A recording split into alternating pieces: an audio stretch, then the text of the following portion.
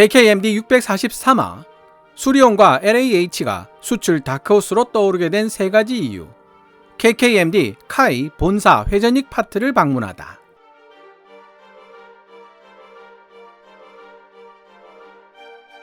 많은 비가 내렸던 2023년 12월 11일 인터넷 독립매체 KKMD 기자신분으로 경남 사천 카이 본사 회전익 파트를 방문했습니다.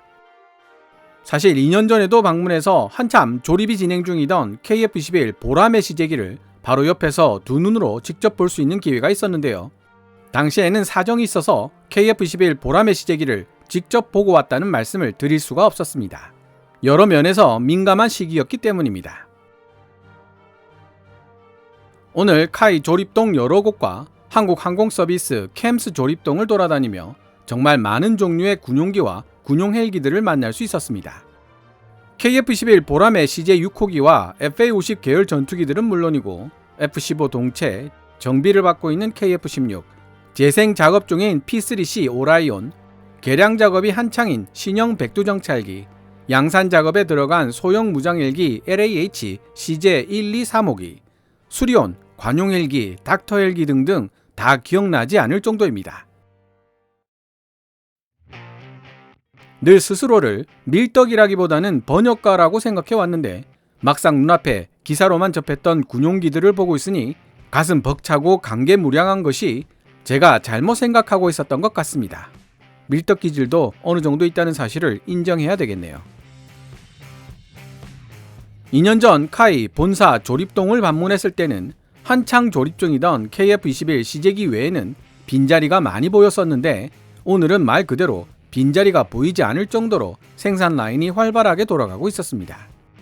FA-50 계열들이 정말 많이 보였는데요. FA-50 생산 라인 일부를 한국항공서비스 캠스 조립동으로 옮겨야 할 정도로 FA-50의 인기가 높다는 사실을 다시 한번 확인할 수 있었습니다. 2년 전과 또 다른 결정적인 차이가 있다면 오늘은 수리온과 LAH를 제작하는 회전익 파트 위주로 살펴봤다는 것입니다. 마침 636화 수리온 150여 대 중동 수출을 통해 입증된 한국의 헬기 개발 능력, 이제는 메인 기어박스 그리고 고속기동 헬기다 편을 통해 아랍에미리트 그리고 이라크를 대상으로 하는 수리온 수출 이야기를 전해드린 적이 있기 때문에 이 부분에 대한 추가적인 확인이 필요하다는 생각이 들었습니다. 마침 이라크 현지에서 수리온 판매 관련 업무를 진행하다가 귀국한 지 얼마 되지 않은 관계자를 만날 기회가 있었기에 수리온 및 LAH 수출에 대해 궁금했던 것들을 질문해 보았습니다. 오늘은 이 주제와 관련된 이야기 보따리를 풀어보려 합니다. 우선 최근 들어 한국형 기동헬기 수리온과 소형 무장헬기 LAH가 해외의 주목을 받게 된 이유에 대해 질문해 보았습니다. 관계자는 사실 수리온과 LAH가 최근 갑자기 주목을 받게 된 것은 아니라는 대답을 해줬습니다. 2013년 수리온이 전력화된 이후 회전익 분야에 대한 노하우와 기술력이 쌓여가면서 해외 수출과 관련된 논의들이 활발하게 진행되고 있었지만 2019년 말 코비드-19 사태가 발생하면서 모두 일순간에 유보 상태가 되고 말았다는 것입니다. 그러다 2023년 코비드-19 사태가 진정될 기미가 보이자 유보되었던 이야기들이 다시 진행되기 시작했고 외부에서 보기엔 마치 갑자기 주목받게 된 것처럼 보였을 것이라고 관계자는 설명했습니다. 관계자는 수리온과 LAH가 해외 수출 시장에서 가지는 강점들로 다음 세 가지 요소를 짚었습니다. 첫째, 성능이 우수하지만 가격도 높은 미국 헬기들과 뒤통수 치기의 달인 유럽 헬기들이 만들어낸 틈새 시장.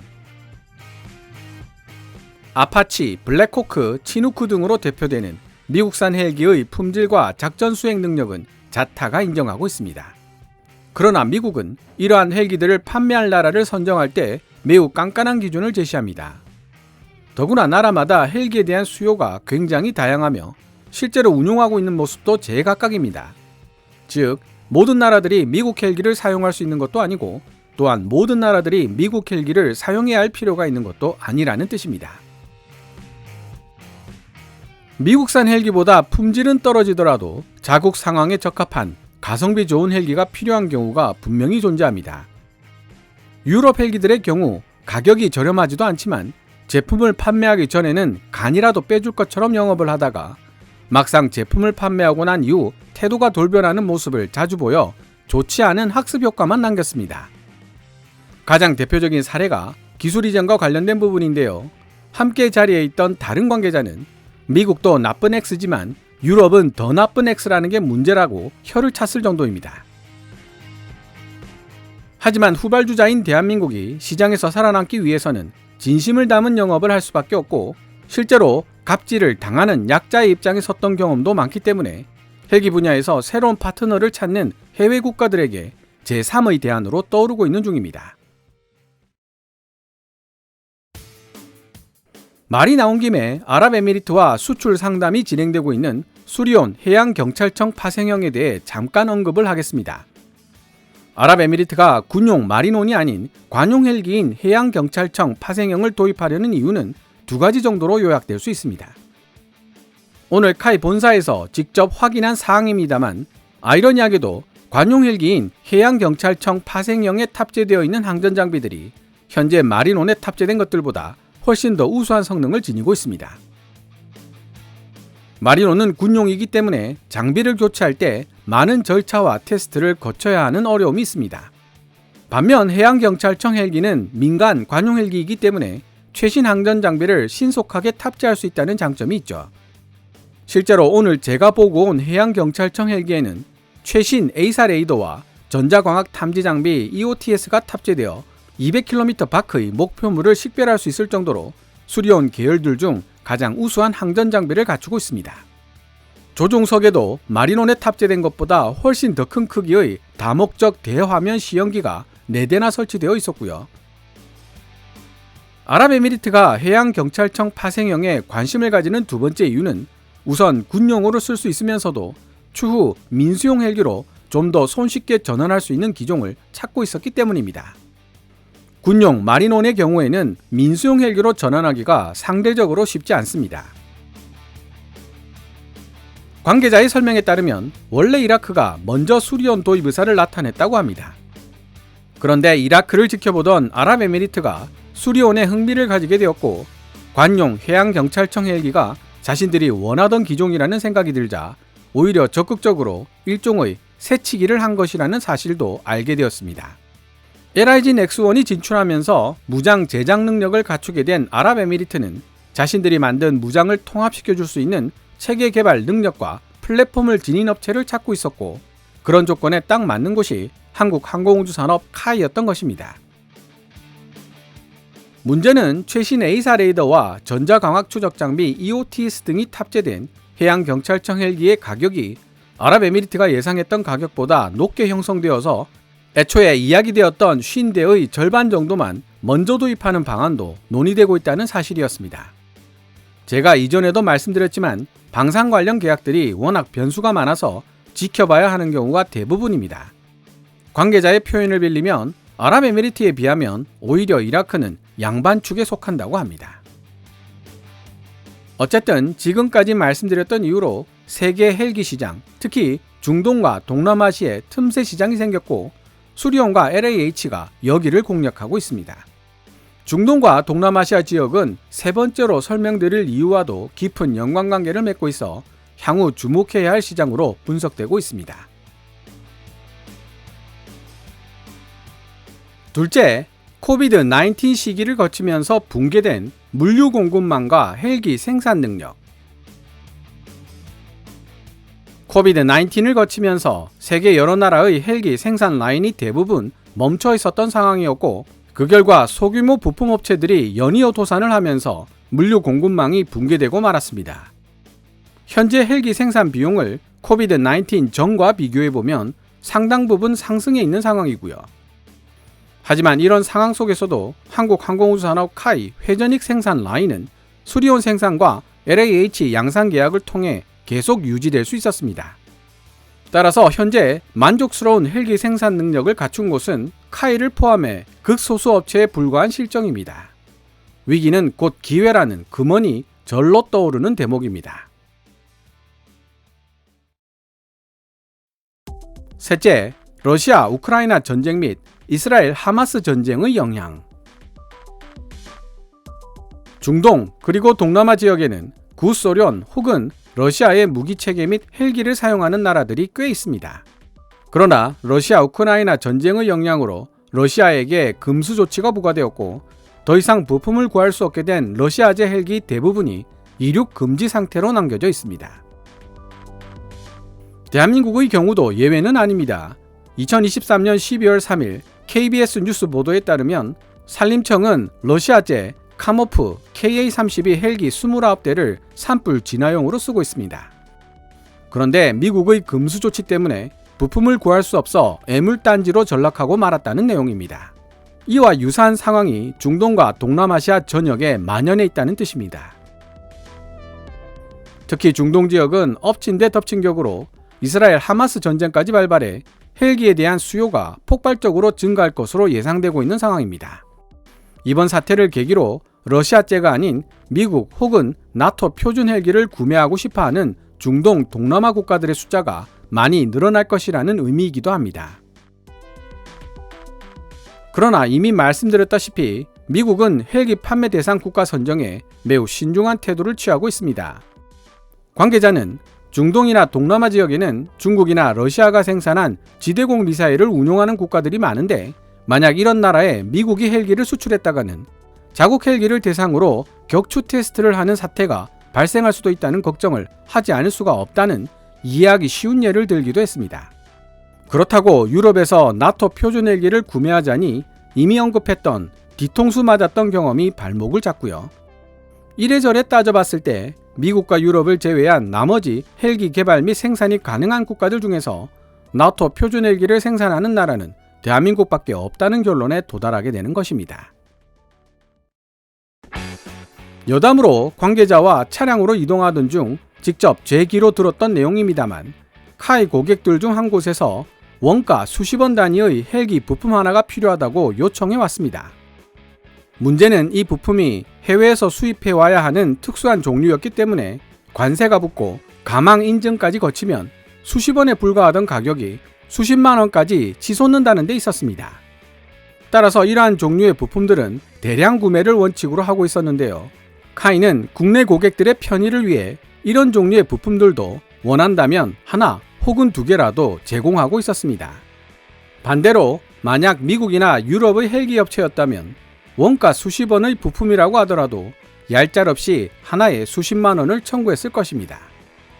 러시아에 대한 금수 조치로 애물단지로 전락한 카모프 KA-32 사례와 더불어 국산 헬기 플랫폼을 가지고 있다는 것이 얼마만큼 중요한 것인지를 잘 알려주는 사례들 중 하나라는 생각이 들었습니다.